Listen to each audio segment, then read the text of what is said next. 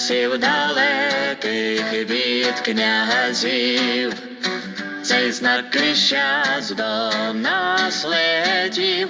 Володимир князь його тримав, нам у спадок передав.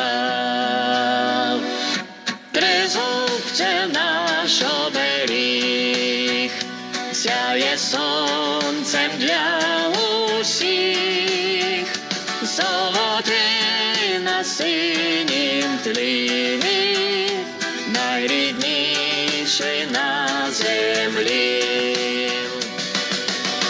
Ти придивись до нього, друже, він таємницю має дужу, в нім слово воля прочитаєш, якщо уважно розглядаєш. Тризуб – це наш оберіг, сяє сонцем для усіх, золотий на синім тлі, найрідніший на землі.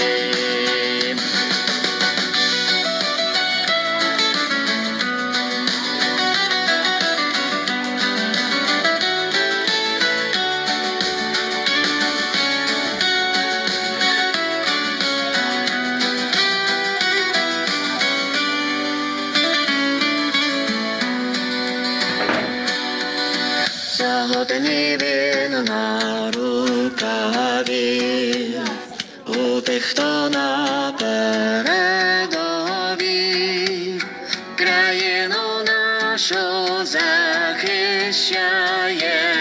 день перемоги наближає. Тризуб – це наш оберіг, сяє сонцем для усіх,